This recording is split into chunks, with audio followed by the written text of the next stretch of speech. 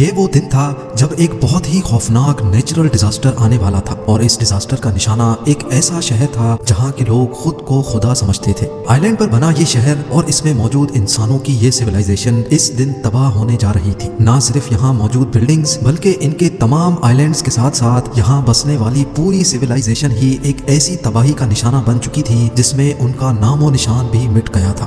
11,000 سال پہلے اس پوری سویلائزیشن کو خطرناک سونامی نکل گیا تھا، اور وہ بھی صرف ایک ہی رات کے اندر۔ یہ کہانی ہے انسانوں کی ایسی سویلائزیشن کی جس کو آج ہم اٹلانٹس کے نام سے جانتے ہیں۔ اٹلانٹس کی یہ حیران کرنے والی اسٹوری اینشینٹ گریس کے ایک فلاسفر نے آج سے 2000 سال پہلے لکھی تھی، اور اس فلاسفر کا نام پلیٹو ہوا کرتا تھا۔ پلیٹو نے اٹلانٹس کے بارے میں لکھا تھا کہ یہاں کے لوگ خود کو خدا مانا کرتے تھے، ان کے پاس ایکسٹرا آرڈنری پاورز ہوا کرتی تھیں، اور یہ لوگ جن آئی لینڈز پر رہتے تھے وہاں سونا اور چاندی بھاری مقدار میں پایا جاتا تھا۔ پلیٹو نے اپنی بک میں یہ بھی لکھا تھا کہ اٹلانٹس کے لوگ کافی عیاش پسند بھی تھے اور اپنی پاورز کا غلط استعمال بھی کرتے تھے۔ اسی وجہ سے ان پر ایک ایسا قدرتی عذاب آیا جس میں اس دنیا سے ان کا نام و نشان ہی مٹ گیا تھا۔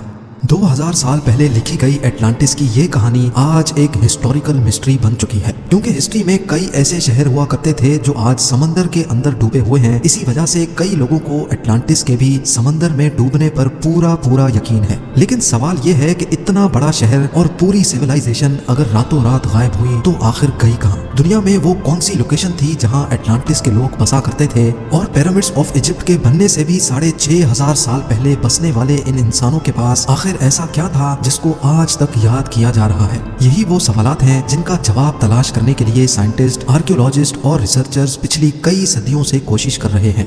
Welcome to M for Musa TV, please like, share and subscribe. کے اندر ڈوبی ہوئی مسٹیریس سٹیز کی طرف ہر کوئی نہ چاہتے ہوئے بھی اٹریکٹ ہوتا ہے، اور خاص طور پہ وہ سٹیز جن کے بارے میں کوئی انفارمیشن بھی نہیں ہوتی۔ ان مسٹیریس سٹیز میں اگر سب سے ٹاپ پہ کسی کا نام آتا ہے تو وہ نام ہے اٹلانٹس کا۔ اٹلانٹس کو سمندر میں تلاش کرنے کے لیے ایکسپرٹس کئی اٹیمپٹس کر چکے ہیں۔ ان میں سے ایک اٹیمپٹ جاپان کے ایک ریموٹ آئی لینڈ کے قریب کیا گیا تھا جو یوناگونی کے نام سے جانا جاتا ہے۔ یہاں موجود سمندر کا پانی نہ صرف خوفناک ہے بلکہ اس جگہ سے اکثر ٹائفونز بھی نکلتے ہیں۔ ساتھ ساتھ یہاں پانی کے اندر ہیمر ہیڈ شارکس کے ٹولے بھی منڈلاتے دیکھے گئے ہیں۔ کیونکہ سمندر کے اس خطرناک حصے میں ڈائیونگ کرنا ڈیپ سی ڈائیورز کے لیے ایک بہت بڑا چیلنج ہوتا ہے، اسی وجہ سے کافی عرصے تک یہ جگہ ایکسپرٹس کی نظروں سے چھپی ہوئی تھی۔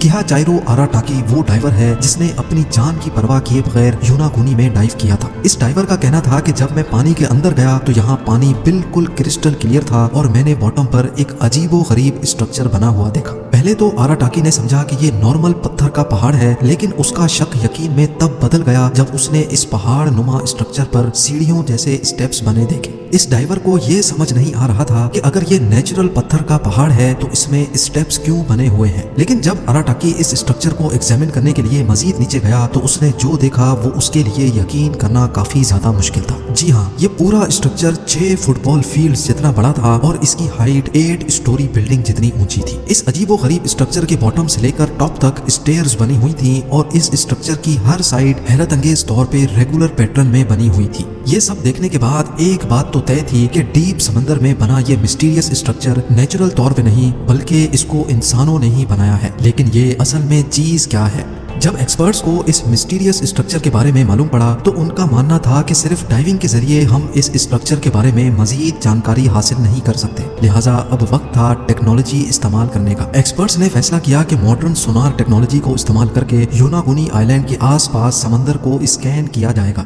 سونار ایک ایسی ڈیوائس ہوتی ہے جس کو جب پانی میں ڈالا جاتا ہے تو وہ ایک خاص ساؤنڈ ویوز پھینکتا ہے۔ یہ ساؤنڈ ویو سمندر میں موجود ڈیفرنٹ چیزوں سے ٹکرا کر ریفلیکٹ ہوتی ہے، اور تبھی ایک ریسیور ریفلیکٹڈ ساؤنڈ ویوز کو کیپچر کرتا ہے، اور پھر کمپیوٹر کی مدد سے اس کا ایک 3D ماڈل بنایا جاتا ہے۔ سونار اسکیننگ ٹیم یوناگونی آئی لینڈ کے پاس پہنچی اور انہوں نے یہاں سمندر کے باٹم کا کمپلیٹ اسکین کیا۔ جب اسکین کا 3D ماڈل بنایا گیا تو ساری حقیقت کھل کر سامنے آ چکی تھی۔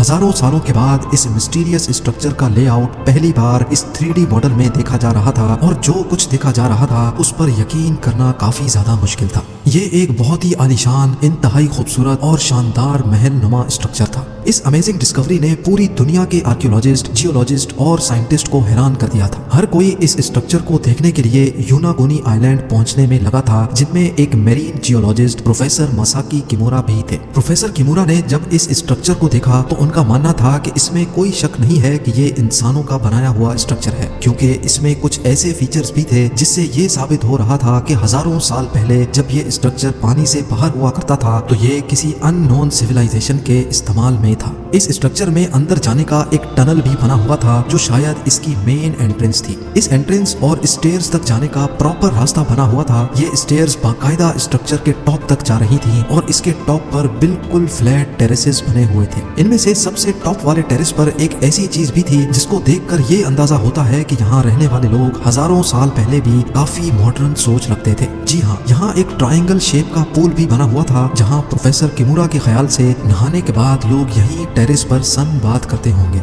ये टेरेसेस इतने बड़े हैं कि यहाँ हजारों लोग एक ही वक्त में खड़े हो सकते हैं। यूनागोनी आइलैंड के पास समंदर में पड़ा ये स्ट्रक्चर, जिसमें एंट्रेंस भी थी, पाथवे और स्टेयर्स भी बनी थी और टेरेसेस के साथ साथ एक पूल भी बना हुआ था। ये सारी चीजें प्रोफेसर किमुरा को यही इशारा दे रही थी कि ये स्ट्रक्चर किसी दौर में यहाँ रहने वाली सिविलाइजेशन का कैसल हुआ करता था। लेकिन अपनी इस थ्योरी को प्रूव करने के लिए कुछ सबूत भी चाहिए थे जिससे ये साबित हो कि वाकई यहाँ इंसान किसी दौर में बसते थे। इसके लिए एक बार फिर से इस अंडर वाटर स्ट्रक्चर का मुआयना किया गया और कुछ सैंपल्स भी कलेक्ट किए गए। इन सैंपल्स में ज्यादा तो कुछ नहीं मिला, लेकिन एक चीज ऐसी थी जो वाकई काफी अजीब दिख रही थी। यहाँ से मिलने वाले एक पत्थर पर एक क्रॉस नुमा सिंबल तराशा हुआ था और इसी पत्थर पर 2 सुराख भी बने हुए थे। प्रोफेसर किमुरा का मानना है कि शायद लोग इसको उंगलियों से पकड़ते होंगे और शायद इसका उस दौर में कोई खास मकसद होगा। देखने में तो ऐसा मालूम होता है कि ये स्ट्रक्चर स्टोन ब्लॉक से बना हुआ है, लेकिन फॉरेंसिक डिटेल से मालूम पड़ा कि ये छोटे छोटे स्टोन ब्लॉक से नहीं बल्कि ये एक ही बहुत बड़ा पत्थर है। यानी इस एक बड़े पत्थर को तराश तराश कर इसका ये कैसल जैसा डिजाइन बनाया गया है। यहाँ से मिलने वाले आर्टिफैक्ट्स की कार्बन डेटिंग से मालूम पड़ा कि ये नमूने 8 से 10,000 साल पुराने हैं। यानी 10,000 साल पहले ये जगह पानी से बाहर होती थी और यहाँ इंसानों की ऐसी सिविलाइजेशन बसती थी जिसका अभी नामो निशान भी नहीं है। लेकिन क्या ये स्ट्रक्चर प्लेटो का बताया हुआ 11,000 साल पुराना एटलांटिस है, या फिर यहाँ से हजारों मील दूर ग्रीस के एक आइलैंड के बराबर में समंदर के नीचे से मिलने वाली पूरी एक city? Thanks for watching M Formosa TV. Please like, share and subscribe. Thank you.